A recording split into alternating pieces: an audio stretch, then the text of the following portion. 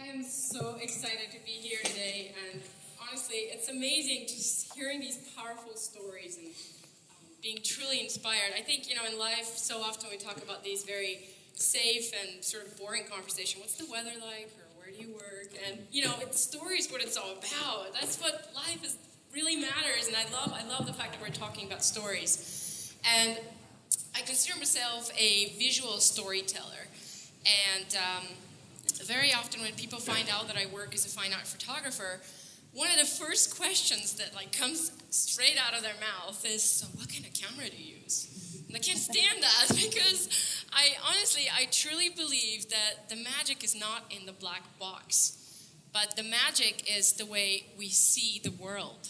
And I always point to my eyes. And I think it is so important to consider some of the lenses that I want to tell you about today. Some of the lenses in my life that have helped shape my vision. And I actually wanted to start out talking about freedom. So what is freedom to us? Is it just like fireworks on the 4th of July once a year and then forget all about it? I hope not. We live in this great land of freedom and opportunity. I actually grew up in quite the opposite land. I grew up in Sofia, Bulgaria during communism, and freedom was a taboo. I mean, it was not allowed, no First Amendment rights, and it was really hard. There was so much conformity. People were thought as all alike, and you couldn't just think outside the box. And I am so grateful for my grandpa, Peter, because he worked as a newspaper man and was approached by the communists as they came in power to write for them and their propaganda. And he refused that. Later on, he was put in a concentration camp, and soon after that, he actually passed away. I never actually had a chance to meet him. But I'm so grateful for that freedom that he stood for and the ideals that he believed in, because they have inspired my family for the rest of our lives. My whole family, we have just stood for freedom and fought for it as much as we could in our circumstances. And my parents raised me in this little place where we lived in Sofia, and my dad actually painted a huge mural of the Beatles in our kitchen wall. I mean, we could have gone to jail for doing that, seriously. And since I was this little kid, I believed that the West is best. And I was so excited. And it was incredible because I think at that point I realized that I want to come to America. I was this little kid, but I had this desire to come to America, and that became my lifelong dream. I wanted to come here and taste that freedom that we have in the United States. And it is interesting, I remember that people would come up to me and just say gosh, you'll never make it. You have no money, you have no connections. There's no chance. I mean, we have the Iron Curtain. There's no way that's ever going to happen. But my parents really believed in me. They were such huge supporters. And it just gave me such strength and excitement and desire to just keep plugging along and go forth. And I took this photograph at the Library of Congress, and I had to literally go there and open the blinds. Got yelled at from all the security guys from doing that. And lady, please, no, you're not allowed to. Please don't do this. I just wanted a shot out of the Capitol building. And I think that's how sometimes life is. We have to look ahead, and that's what I was trying to do. I was trying to look ahead into the Capitol building, in this photograph, and that's how I was, in this communist Bulgaria, stuck in there. And it didn't matter what I was doing right then and now, but what mattered is where I was looking.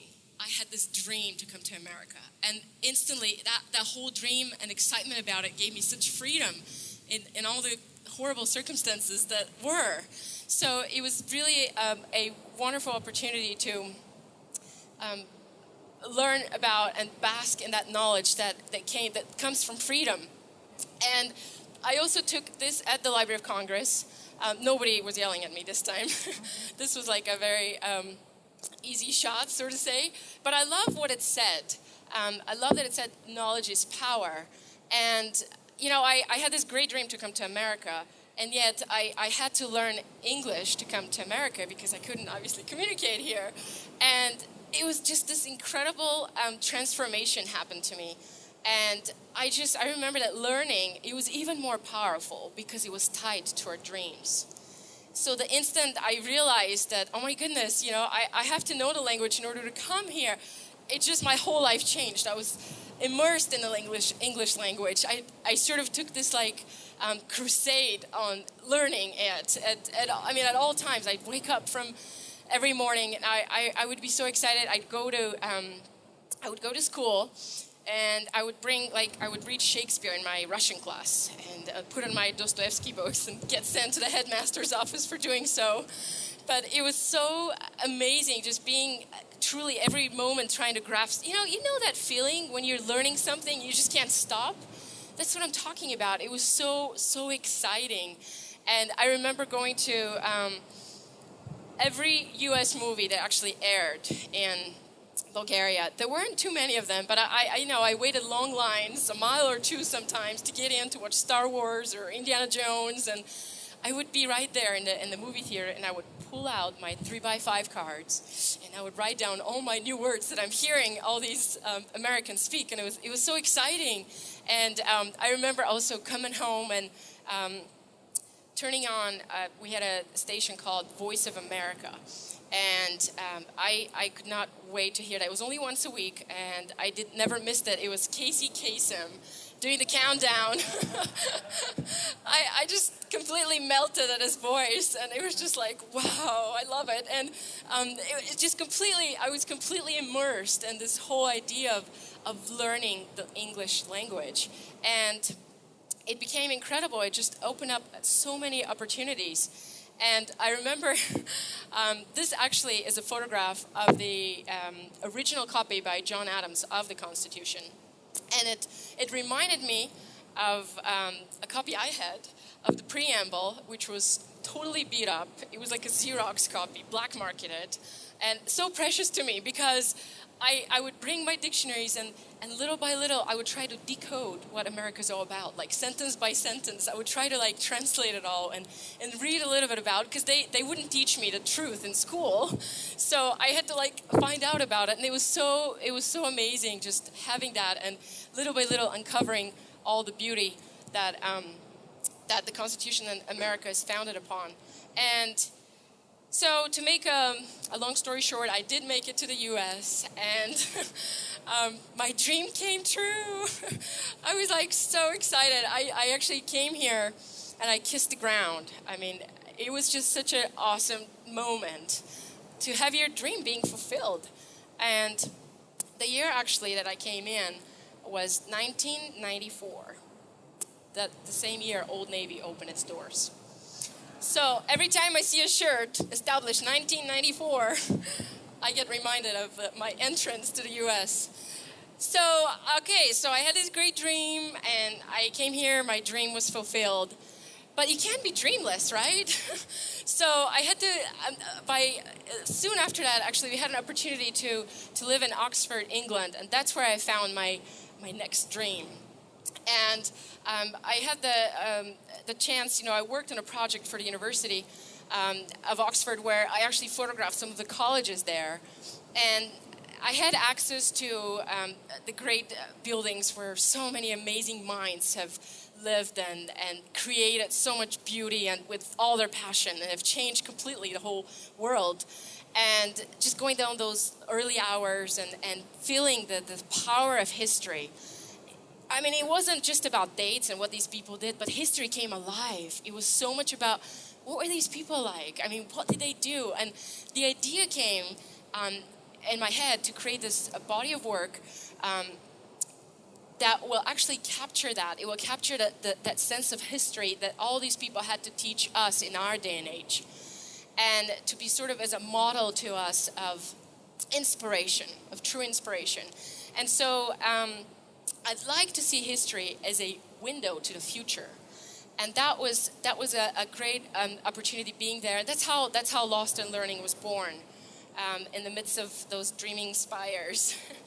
And so I started photographing. I started researching people from the age of discovery and the age of exploration.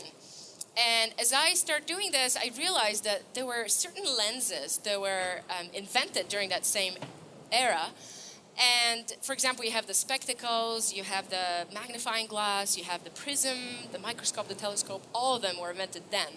And it was all about to enable learning.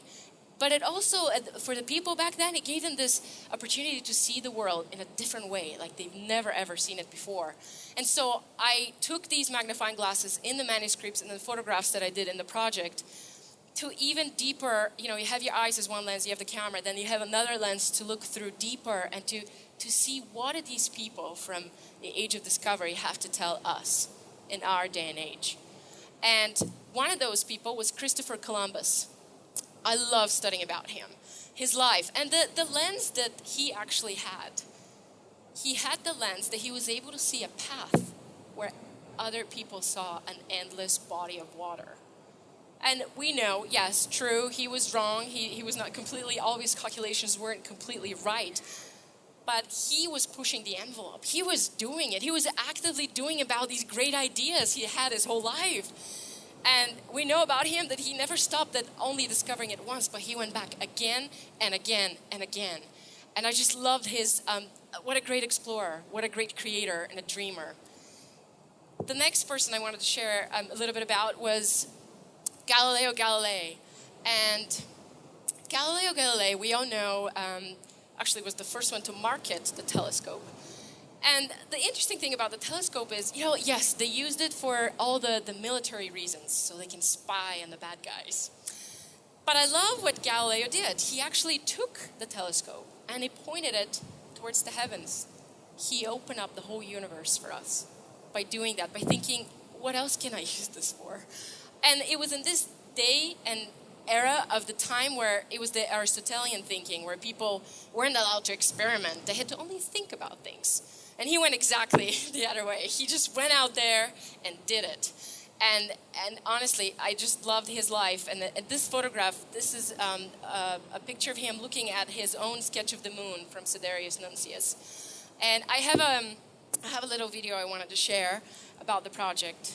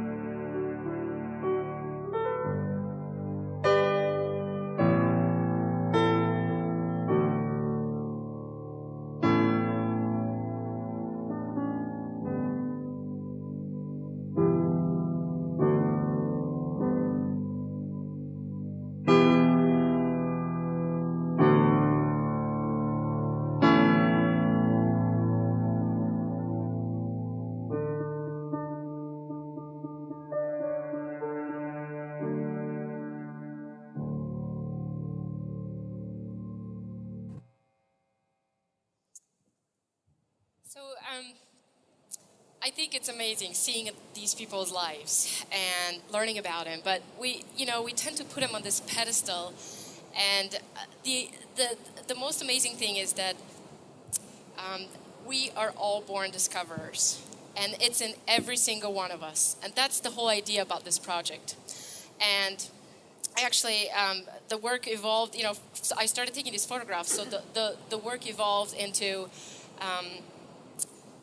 few photographs into actually having a traveling exhibit, and a book was printed, and the work has been shown in corporate and university galleries, and it's been so well received. It's been collected by the Smithsonian and the Library of Congress and various other institutions, but the most powerful thing about it that really touches me is the fact that people, after seeing the work, after hearing the message, people are touched, they're on fire, they're inspired, and they want to go out and create. They want to go out and use their passions and use their abilities to create. Because if you think about all these great men of the Renaissance, it's true, they did amazing things, but there's certain qualities that we can relate to.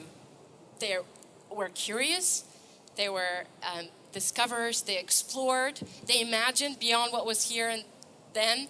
And I think that is the greatest thing, that we are all born that way. We come to the earth with all those qualities. And that's why people are touched, because we all have the opportunity to create, and we're all born creators. And now we have the freedom in this great land. We have the learning right at our fingertips, and we have so much opportunity to learn and explore. And we have these great stories of the past to inspire us. And it's time to write our own. Thank you very much.